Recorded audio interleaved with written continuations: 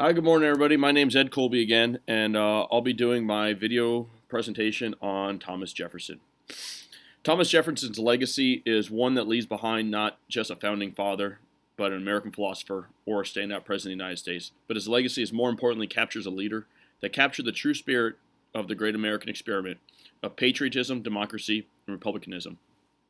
From the signing of the Declaration of Independence to guiding this country as President of the United States, President Jefferson saw this country start out as 13 colonies to orchestrating the Louisiana Purchase and seeing his country double under his leadership. I hope you enjoy my video discussion on Thomas Jefferson, and I hope to work with you all sometime in the future. Thank you, and mahalo. President Thomas Jefferson, a true American patriot. He was the author of the Declaration of Independence. He wrote the Virginia Statute for Religious Freedom, which is a statement both about freedom of conscience and the principle of separation of church and state, which resounds today.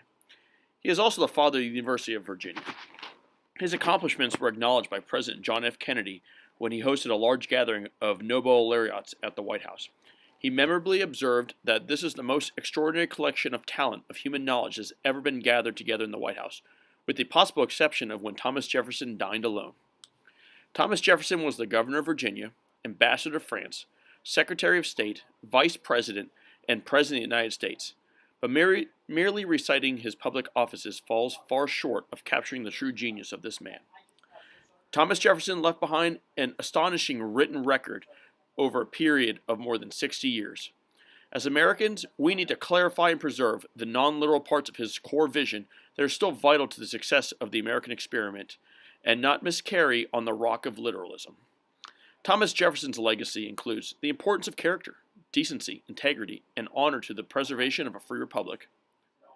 His battle and the threat of corruption. Thomas Jefferson grew increasingly despondent about the growing corruption of American institutions. He was appalled at the scheming of many leaders of those interests to enrich themselves through government benefits and protection and subsidies. The right for private property ownership, like everyone else among the founders, Jefferson firmly believed in private property. Private property not only needed to be secured against confiscation and invasion, but also be widely distributed among the people. Thomas Jefferson believed in limited and frugal government. Jefferson well understood the need for effective government to repel marauders and invaders, but also apply the common law and maintain order. Retirement of debt. Jefferson hated public debt. Not only was the government borrowing imprudently, but it offered a fertile field for corruption.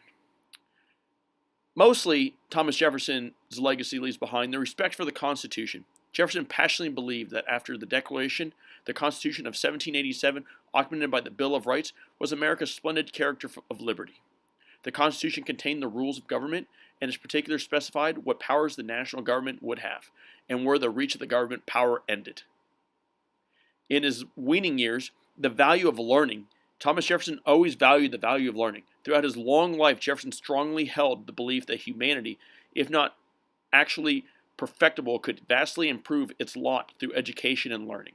That required freedom of thought and respect for the scientific process. He famously said, "I have sworn upon the altar of God eternally hostility to any form of tyranny over the mind of man." The great work of his life after leaving the presidency, of course, was the founding of the University of Virginia.